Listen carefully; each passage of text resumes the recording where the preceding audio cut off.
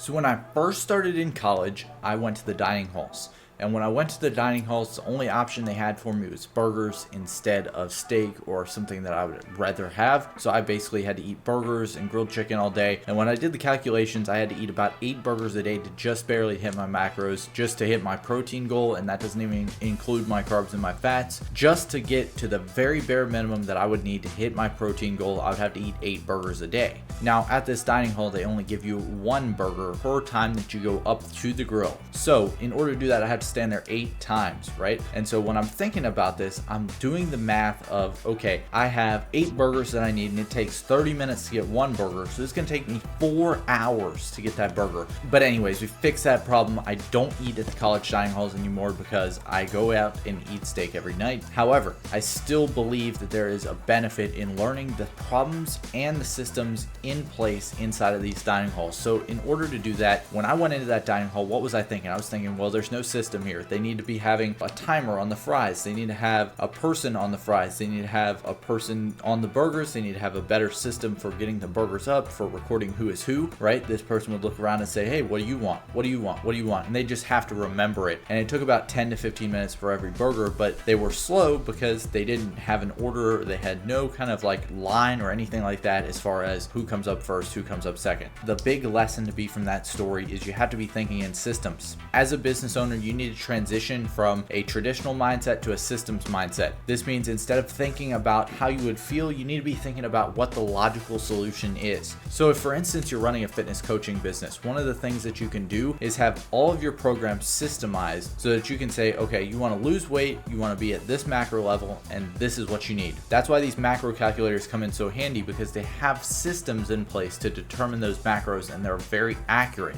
But if you just throw a random guess out, you're not going to be as accurate. Same thing applies in business. You need to have systems in place to where things happen in the background. When I had my short form content agency, I had things happening in the background. Whenever someone would send me footage or upload it to Google Drive, it would automatically send a message to my editor, and the editor would automatically start editing it. And then when the editor uploaded the video to Frame to be reviewed, it would automatically send me a message, and then I could send that to the client. So that's kind of how that works. Systems are regulated in 2 ways: stocks and flows. A stock is the tangible items that we can account for that come from that system, and the flows are the intangible items that we don't see. They're the subtle changes that relate to the stack. Every system needs to have 3 things. It needs to be hierarchical, meaning that it needs to have multiple processes and multiple levels. For example, if you're running a big business, you might have the CEO, and then underneath that you have systems in place for marketing and for sales and for leadership, and all of those systems work together to build one singular construct, and that is your business. And all of these systems, whether it's sales, marketing, leadership, they all need to function in unison and be combined to make one big system.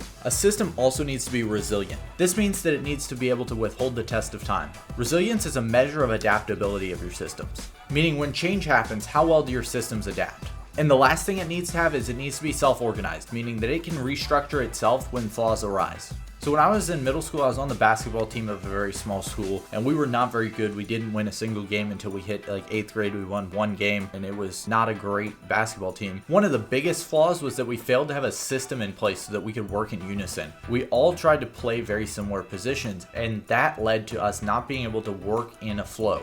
If you think about any sports team as a system, for example, a football team is a system. Without the quarterback and the running backs and all of the different positions, you can't function as a team. So your bigger system, which is the football team, can't function without all the players. So one of the key points that I need you to understand is that systems all work in unison, and systems are made up of other systems that are smaller. If there's flaws in your subsystem, your overall system will start to fail as well. This being said, we really want to dial in on the small units inside of our systems. There are basically 3 buffers that you can use inside of your systems. Those are time, inventory, and storage space. These are just some examples to show you how you can buffer a system so that it will withstand the fluctuation of time. So the action item for this video is I want you to go out and start thinking in systems. If you go to a coffee shop, think about how could this business function better. When I go out to eat every night, I always look at what system works. I always think of how businesses can improve. Especially working in a restaurant, I'm able to see some certain things about what's going wrong, where the problem is. Being able to solve problems is how you deal with entrepreneurship, and systems is a way of solving problems. So if this video was able to bring you some value, if it did, make sure to drop a subscribe and show me some love.